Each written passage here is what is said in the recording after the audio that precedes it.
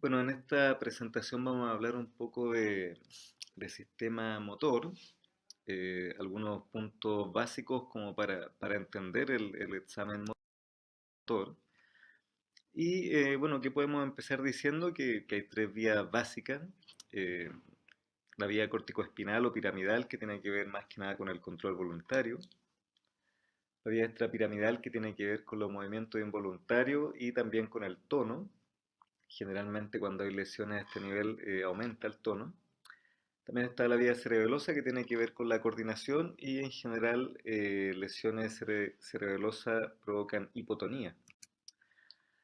Acá se ve una imagen bastante clásica donde podemos observar la corteza motora primaria, que como ustedes se fijan, siendo una función tan clínicamente relevante, tan vistosa, ocupa un sector menor dentro del área cortical.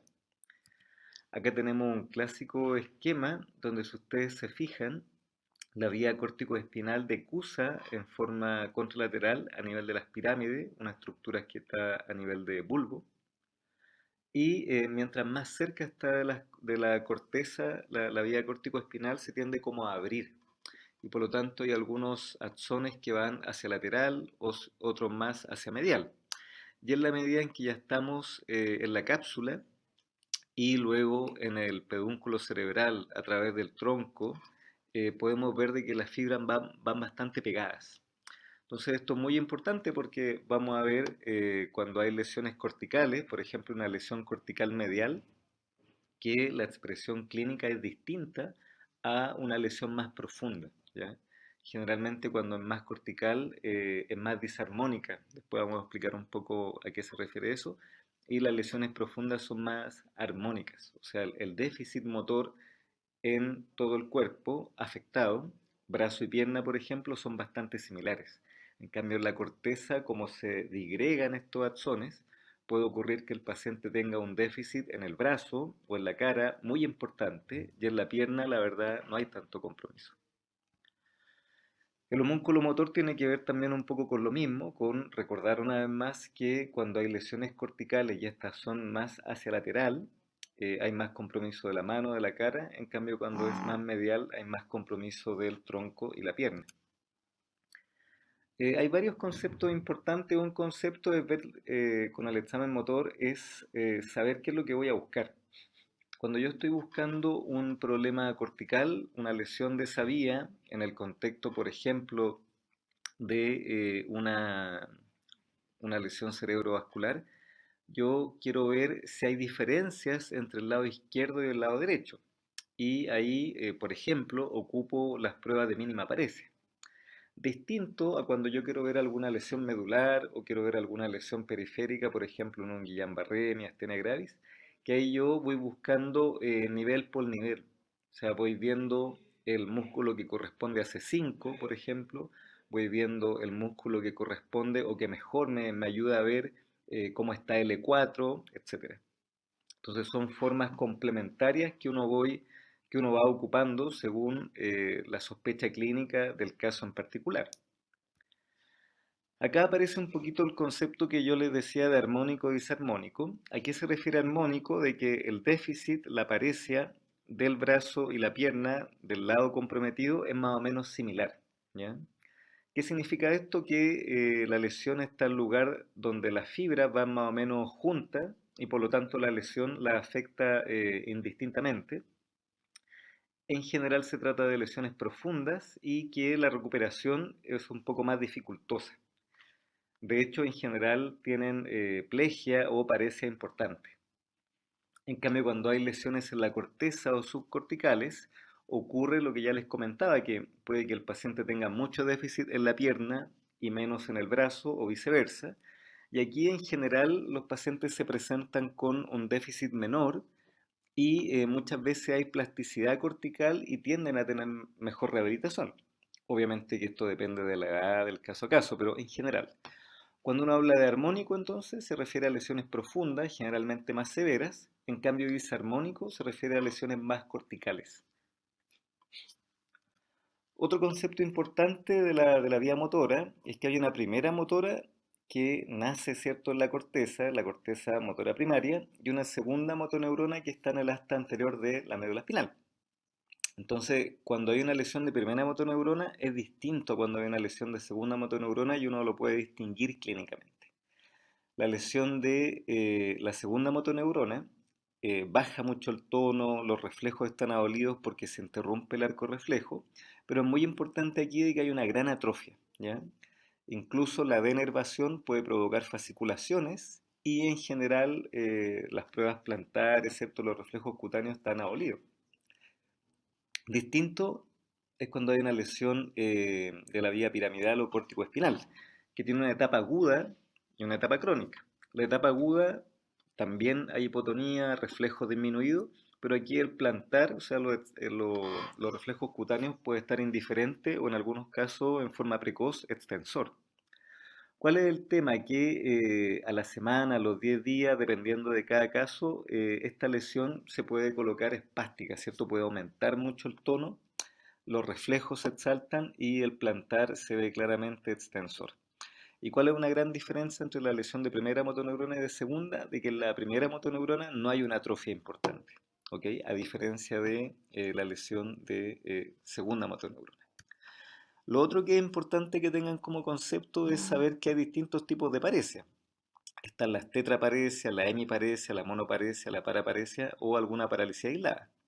Tetraparesia, por ejemplo, un paciente que tiene una lesión medular a nivel cervical puede presentarse como tetraparesia, o un paciente con una poliradiculo neuropatía, un paciente con una miastenia grave, un Guillain-Barré puede tener tetraparesia, y en esos casos uno tiene que estar muy atento porque pudiera incluso tener compromiso del esfuerzo respiratorio, ser de riesgo vital.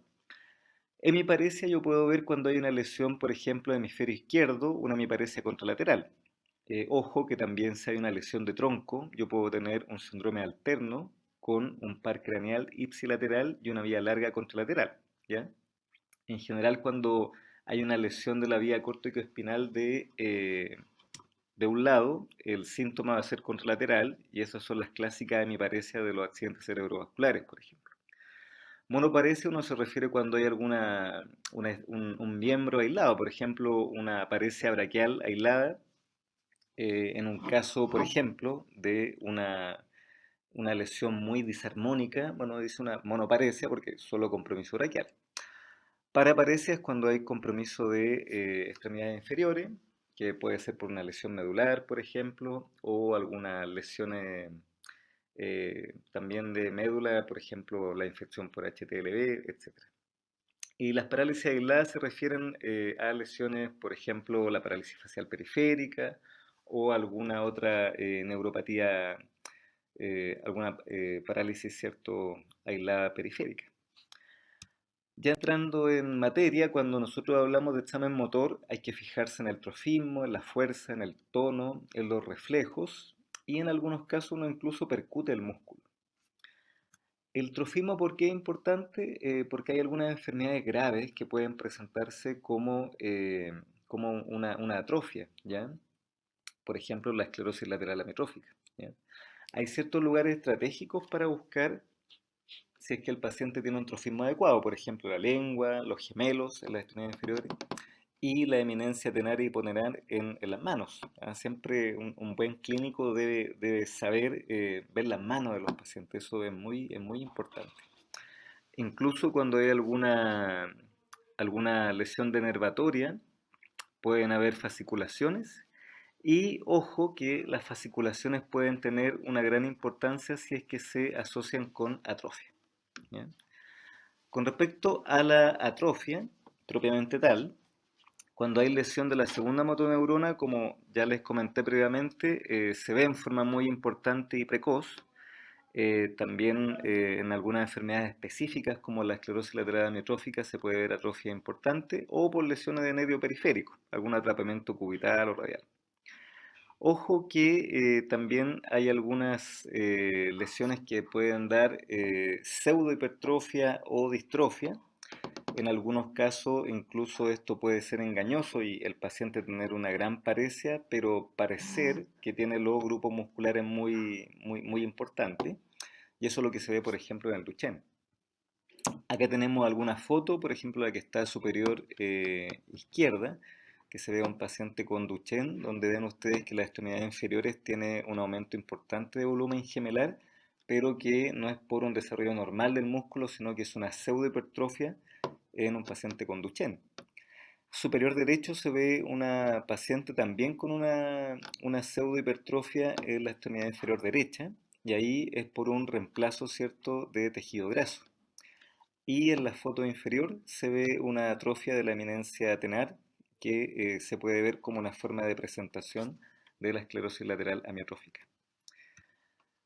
Con respecto a la potencia, a la fuerza muscular, está esta clasificación que es muy importante que ustedes la conozcan porque es uno de los lenguajes que se ocupa para poder decir qué disminución de fuerza tiene un paciente.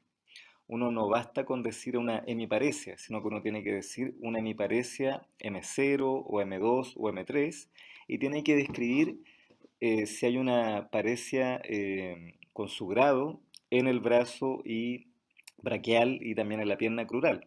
Y con esto uno también puede sacar si es algo armónico o disarmónico. Por ejemplo, si un paciente tiene una hemiparesia derecha, braquial M1 y crural M4, obviamente ahí es muy disarmónico, hay mucha diferencia.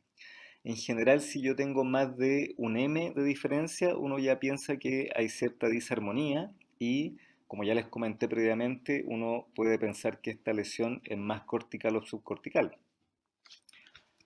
Acá se ven imágenes que tienen que ver con las pruebas de mínima paresia, que puede ser pruebas de extremidad superior. Se dice al paciente que coloque los brazos como sosteniendo una bandeja y el lado parético en general tiende a pronar. Más que bajar el brazo en forma importante, tiende a pronar. Con la extremidad inferior está la maniobra de Barré-Mingazzini, donde uno coloca al paciente, ¿cierto?, de prono o supino y después de un tiempo, ¿cierto?, uno ve si alguna de las extremidades baja.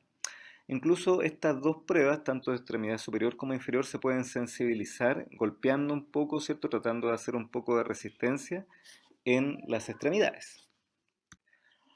Lo otro importante que tiene que ver con el examen de los grupos musculares es más o menos reconocer qué musculatura, qué movimiento me va a ejemplificar o me va a mostrar qué sector medular está funcional o disfuncional. El deltoides, por ejemplo, al extender el hombro me habla mucho de C5, al flexionar el codo el braquial me habla de C6, al extender el codo el tríceps me habla de C7, los interóseos al abducir los dedos de C8 de 1, al flectar la cadera psoas me habla de L2, L3, L4, glúteo mayor S1, aductores, abductores, flexión dorsal, plantar, etc. Entonces, no significa de que solamente un sector medular funcione, por ejemplo, cuando uno examina el tríceps, pero te muestra de mejor manera C7, ¿ya? Pero obviamente que esto hay que complementarlo con los reflejos, ¿cierto? Y con el resto del examen físico. Con respecto al tono, es muy importante poder diferenciar dentro del tono pacientes que tienen espasticidad de rigidez. ¿Por qué digo esto? Porque cuando uno habla de espasticidad, uno habla de una lesión de vía córtico-espinal y primero uno tiene una resistencia que después cede. Por eso se habla de muelle de navaja, ¿eh? Los que han tenido navaja, porque es muy característico eso, que primero uno intenta abrirla y después ya se vence la resistencia fácilmente. Distinto a la rigidez, tanto en caño de plomo como rueda dentada, donde yo tengo una resistencia en todo el movimiento. ¿Y cuál es la diferencia? Que la rigidez de rueda dentada se asocia con un temblor. Tanto la rigidez de caño de plomo como en rueda dentada se ve en contexto de Parkinson, entonces ahí no estamos hablando de la vía córtico-espinal, sino que estamos hablando del sistema extrapiramidal. La hipotonía, como ya habíamos conversado, se puede dar en un contexto agudo de una lesión de la vía córtico-espinal o también en alguna lesión cerebelosa. La típica pregunta, que la verdad uno no podría decir en qué día exacto pasa la etapa aguda hipotónica de una lesión piramidal a la etapa espástica. Eso es relativo a la patología, al tipo de paciente, al daño que produjo la lesión pueden ser días a algunas semanas. Otro punto importante a realizar en el examen físico es la percusión. Es normal que yo al percutir un grupo muscular se contraiga, ¿ya? Si esto se exacerba y se mantiene contraído, puede denotar algún tipo de patología, eso se denomina una miotonía, y la más clásica enfermedad en este caso es la miotonía de Steiner, ya donde uno palpa un grupo muscular, la eminencia tenar, por ejemplo, y se ve cómo se sigue contrayendo el músculo. Y hay un cuadro bastante, no tan común, pero cuando uno lo ve lo puede distinguir claramente, que son las discalemias, las parálisis discalémicas, donde en esos casos uno trata de buscar el reflejo idiomuscular y no hay ninguna respuesta. Con respecto a los reflejos, hay varios tipos de reflejos, pero los que vamos a ver acá como más clásicos son los reflejos superficiales y los reflejos profundos. Los profundos son los osteotendíneos, que es como lo más clásico que uno conoce de la neurología. En los superficiales está ahí el plantar, el cutáneo abdominal, el cremasteriano. Ojo que hay algunos tipos de respuesta motora que son involuntarias al ejecutar movimientos voluntarios que son sincinesias y que si bien no son exactamente reflejos, nos pueden ayudar a diferenciar distintos tipos de paresia. Por ejemplo, se utilizan bastante las sincinesias para diferenciar parecias que son orgánicas de parecias que son psicógenas, ¿cierto? O conversivas. Acá tenemos el clásico esquema donde es muy importante que ustedes reconozcan que para un reflejo osteotendíneo hay una afarencia, hay una comunicación a nivel de la asta anterior y una eferencia. Ese circuito está regulado por una vía que va, cierto, al sistema nervioso central a nivel de ganglios basales y de corteza. Entonces, ¿qué es lo que ocurre? Que cuando yo pierdo ese control, cuando yo pierdo este control cortical, este arco reflejo tiende a exacerbarse en el tiempo porque no hay una regulación. Y esto explicaría por qué cuando hay una lesión de la vía piramidal, se pierde esta regulación de este arco reflejo y si bien en un comienzo hay una disminución de los reflejos osteotendíneos, producto del shock de la lesión, luego con el tiempo este arco reflejo se va exacerbando. No tiene la inhibición de la vía piramidal y esto explicaría por qué a largo plazo, ¿cierto? Cuando estamos hablando de una lesión que tiene espasticidad, los reflejos osteotendinos están muy exacerbados. Bueno, acá está el típico cuadro que ustedes deben revisar con calma, ¿cierto? Para poder saber cuál segmento medular se corresponde con qué reflejo. Que es lo importante de que, como ustedes se dan cuenta, no todos los segmentos medulares tienen un reflejo correspondiente. Por eso es muy importante lo que yo les mencioné en unas diapositivas anteriores, de saber, para poder explorar cada segmento medular, saber más o menos cuál es el músculo que me da la mayor información. Por ejemplo, C5 no tiene un reflejo tan característico, entonces es muy importante explorar el deltoide, ¿ya?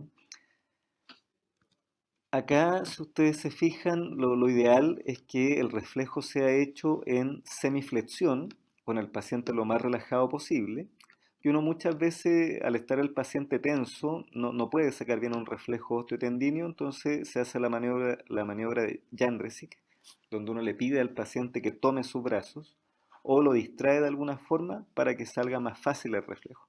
Y les insisto que siempre lo ideal es que esté en semiflexión, ¿ya? El lugar donde uno va a realizar el reflejo.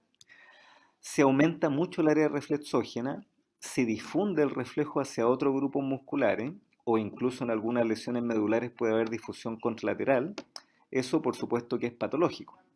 Otra cosa que es patológica es cuando empiezo a descubrir reflejos que normalmente no aparecen. Por ejemplo, el reflejo bicipital eh, no es tan claro muchas veces cuando es muy proximal, ¿ya? Lo otro que se observa en situaciones patológicas es el clonus, donde yo, por ejemplo, el clonus patelar, sigue el paciente con movimiento, a pesar de que ya el estímulo ha pasado. Es muy importante los reflejos, ¿cierto? Aparte de fijarse en estos puntos, comparar un lado con otro. Y muchas veces los pacientes jóvenes tienen los reflejos vivos, o sea que con un estímulo menor aparece muy fácil el reflejo, la respuesta. Pero hay que fijarse que no sea un aumento del área reflexógena, que no difunda hacia otro grupo musculares, que no difunda contralateral, etcétera, etcétera. O sea, una cosa es un reflejo vivo y otra cosa es un reflejo patológico. Con respecto al reflejo plantar, es muy importante porque denota lesión del tracto piramidal.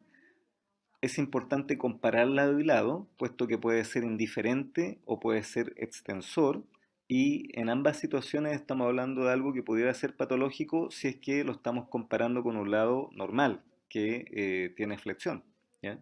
Muy importante comparar.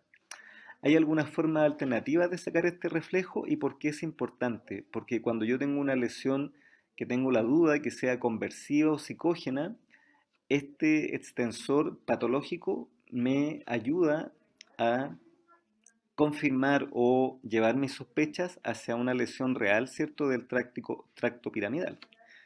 Tan es así de que, bueno, ya tiene más de 100 años este signo, en que hay una foto de Babinski, ¿cierto?, que es muy importante para la historia de la neurología, y el espíritu de este signo fue efectivamente poder diferenciar pacientes con paresia histérica, en esa época se llamaba histérica, de las parecias orgánicas. ¿Ya? Hoy en día ya no se dice paresia histérica, sino que cuadros conversivos o origen psicógeno. Aquí hay varias otras formas de sacar el signo de Babinski, que obviamente no es la idea que se lo sepan todos, pero más que nada como cultura general, saber que está la maniobra de Gordon, donde uno toca los grupos gemelares, está Chaddock, que es por la zona lateral del pie, Oppenheim por la tibial anterior, etc. Con respecto a los cutáneos abdominales y al cremasteriano, nos da información también especialmente de la médula dorsal y lumbar, y es muy importante realizar un movimiento de afuera, de adentro, de medial hacia lateral, y siempre poner un dedo en el ombligo, ¿cierto? Para poder tener cierto grado de tensión, especialmente si es un paciente obeso, ¿no? O que tiene un panículo adiposo importante. Para terminar, fíjense que no es poco común que los pacientes tengan alguna paresia conversiva o psicógena, donde el paciente no está simulando, sino que efectivamente siente menos fuerza en un segmento del cuerpo. ¿Cómo sospechar de que esto no es orgánico o que una paresia no es orgánica?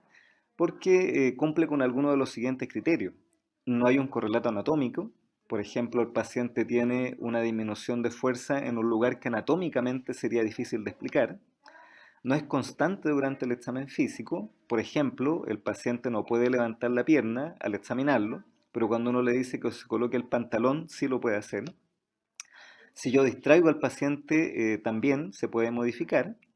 Y aquí se puede ocupar el examen físico las sincinesias. Las sincinesias es cuando yo tengo un movimiento involuntario que no puedo evitar al realizar un movimiento voluntario. Entonces, cuando tengo un paciente con una paresia psicógena, estas sincinesias van a estar porque la vía piramidal está interna. Ya hay algunas maniobras, ¿cierto?, que yo puedo ir a buscar dirigidamente, que probablemente las vamos a ver cuando estemos viendo examen físico con pacientes en vivo, ¿cierto?, presencial. Y ahí las más conocidas, ¿cierto? Está el test de Hoover, el signo del aductor. Y esto es muy importante, o sea, tener una prueba positiva que efectivamente pareciera ser una paresia no orgánica o paresia conversiva o psicógena.